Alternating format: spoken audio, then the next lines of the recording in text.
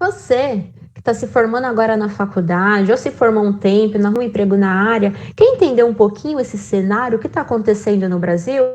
Infelizmente, nos últimos tempos, estamos ouvindo muito que diversos engenheiros viraram Uber, motorista de Uber.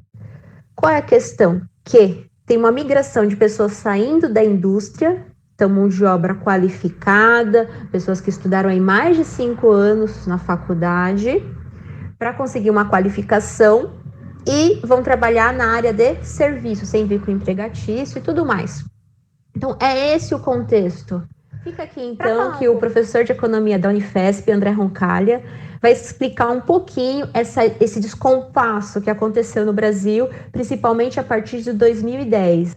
Ele vai dar algumas dicas até do que você deve fazer para você se aperfeiçoar e conseguir aquele emprego dos seus sonhos. Você cita no livro, que eu acho bem bacana, e você falou agora passando bem rápido, que é a questão que você observa que em 2010, acho que era um assunto muito comentado, que o Brasil estava desindustrializando. E em 2010 você vê o boom de alunos na faculdade, assim, foi que aumentou a oferta de cursos universitários de uma forma absurda.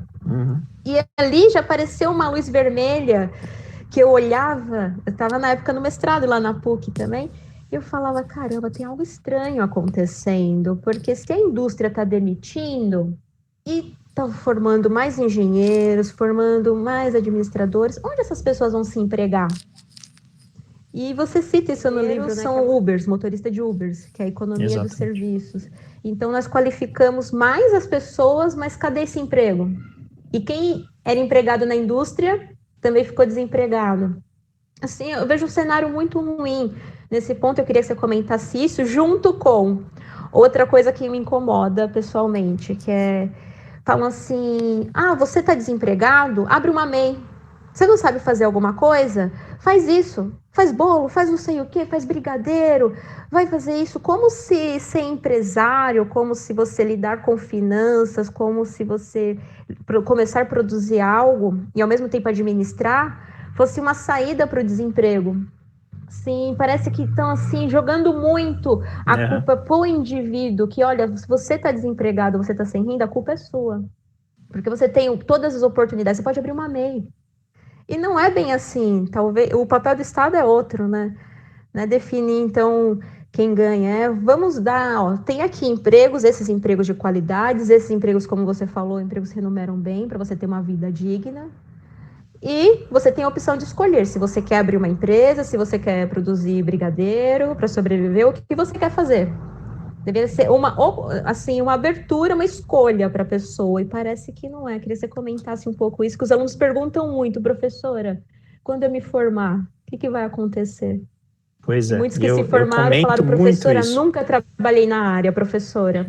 Eu falo muito sobre isso com eles, que eles devem dar um peso de 50% para o que a gente fala, porque nós fomos formados em outra economia. E eles vão receber uma economia radicalmente diferente daquela em que a gente se formou. Nossa, até me arrepiei, isso é tão triste. Não precisa ser triste. Eu acho que o nosso papel é avisá-los, é adverti-los, porque eles têm 4, 5 anos para perceber isso. Se a gente se deixar envaidecer e achar que a gente entende alguma coisa do mundo que está se transformando, aí a gente cumpre mal o nosso papel como professores. Eu acho que o nosso papel é dizer, escute o que eu estou falando, estude, mas se prepare para o que vai vir. Aprenda a aprender. Então, o que eu vou te falar é um guia daquilo que eu aprendi nas últimas décadas. Você tem que ter a capacidade de olhar para o futuro para se encaixar bem. Tá? Então, esse acho que é o primeiro ponto dessa sociedade que se transforma rapidamente. Aí, voltando para o teu primeiro ponto, que você estava falando da desindustrialização, e isso implica necessariamente a qualidade dos empregos. Né? Então, quando a gente está falando do processo de desindustrialização, a gente está falando de processos sociais que envolvem a sociedade como um todo e independem da vontade dos indivíduos. Ela é o resultado de decisões que indivíduos vão tomando na sua realidade local, tentando resolver os seus problemas. Então, a gente falou aqui do empresário que monta lá uma casa de pão de queijo e aí fica super feliz quando vende por 50 milhões de dólares para uma empresa suíça. Ele está resolvendo o problema dele. Mas ao fazer isso, ele acabou de diminuir o número de bons empregos em toda a economia. Porque possivelmente essa empresa não vai querer manter, né, o mesmo número de lojas, o mesmo número de pontos de venda, e possivelmente vai começar, né, um processo de downsizing, enxugar a empresa, fazer delivery, né, vender pela internet e tal, porque é muito mais barato. Se isso ocorrer, a economia perdeu bons empregos. Tá? Porque aquele empresário resolveu um problema dele. Agora joga isso em escala nacional. Todo mundo resolvendo o seu problema, mas o resultado não intencional é diminuir agregadamente os bons empregos na economia. Então você chega para o seu estudante e diz para ele, certeza, você vai conseguir um emprego de 10 mil reais quando você sair daqui. Não vai. Por um motivo muito simples. Porque agora, aquela mesma vaga no banco, para o qual ele estava concorrendo, como um gestor financeiro, como um administrador, como um economista, tem um monte de gente da engenharia civil com ele, concorrendo. Tem um monte de gente da mecatrônica.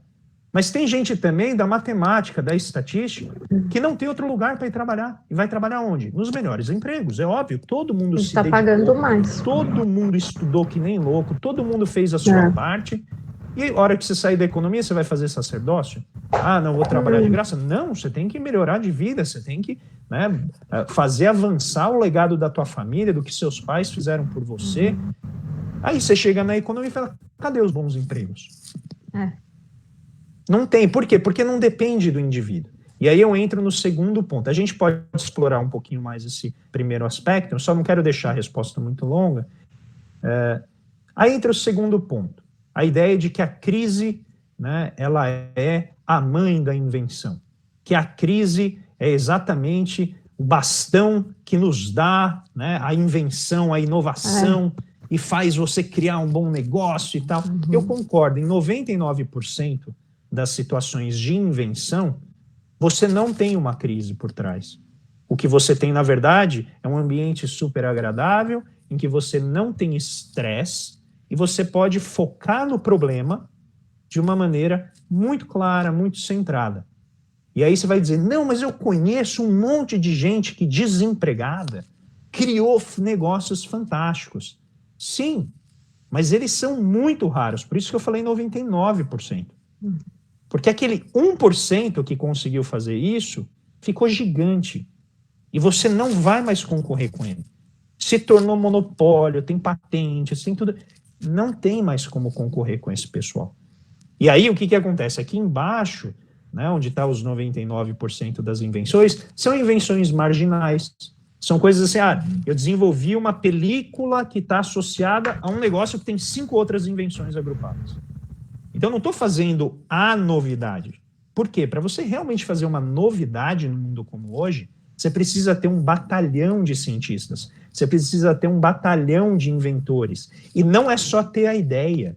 Você tem que converter a ideia num produto acabado. E o cemitério de ideias que padeceram é enorme, de boas ideias. Eu não estou falando de más ideias. Boas ideias, geniais, que teriam tudo para mudar o nosso meio, forma de viver, e elas não viram produtos, porque não tem a parte de marketing, porque não tem a parte do processamento da ideia para convertê-lo em algo que possa ser vendido a um preço razoável. Então, toda essa estrutura é o que faz a gente ter, efetivamente, bons empregos, boas corporações. Então, você chegar para o indivíduo e falar assim, olha, fica tranquilo, porque agora, no meio da crise, você vai ter uma ideia e você vai sair desse buraco. Pode ser que sim, e a gente deseja que sim. Ninguém deseja que não. Mas a maré que joga contra essa pessoa é enorme, porque no momento de crise, todo mundo está em crise. Todo mundo está tentando pegar um pouquinho do dinheiro a mais que sobrou na carteira das pessoas. Então a concorrência também é muito mais elevada. E essa situação é uma situação que é muito desafiadora, principalmente num contexto como o nosso, em que você vê que o governo não está preocupado com os 99%. Não. Ele está preocupado com 1% lá em cima. E ele diz isso claramente. O czar da economia diz, eu não me preocupo com você que é pequeno. Não me preocupo. Eu me preocupo com os grandes.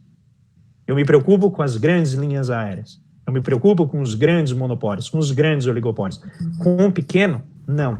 Então, você pode dizer que não, a crise é um momento de invenção. Pode, não está errado. E, né, em geral, se você quer fazer uma pequena invenção, é bem possível que você consiga. Mas o nosso papel é pensar a economia como um todo. E aí, nesse sentido, você pode ser o que eles chamam de one hit wonder, né? Que é aquela pessoa que teve uma ideia. E ela estourou com aquela ideia, e aí se ela conseguir trabalhar em todas as outras centenas de aspectos que tornam uma boa ideia um bom produto, ela pode se tornar um Steve Jobs, ela pode se tornar um Jeff Bezos. Mas se ela não fizer, e a maioria não tem, por quê? Porque formar uma empresa é como formar uma banda. Por que bandas, quando elas dão certo, elas dão dinheiro? Porque é muito difícil você encontrar aquele número de pessoas para fazer o som com aquela qualidade, com aquele destaque, com aqueles trejeitos. É muito difícil. Estatisticamente, é muito baixa a probabilidade de você fazer isso.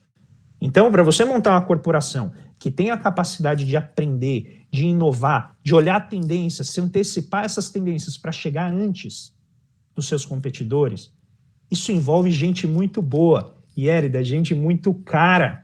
Cara, meu marido fala isso. Custa muito. Por quê? Porque se a pessoa é boa, vai ter um monte de gente lutando para ter aquela pessoa na sua corporação.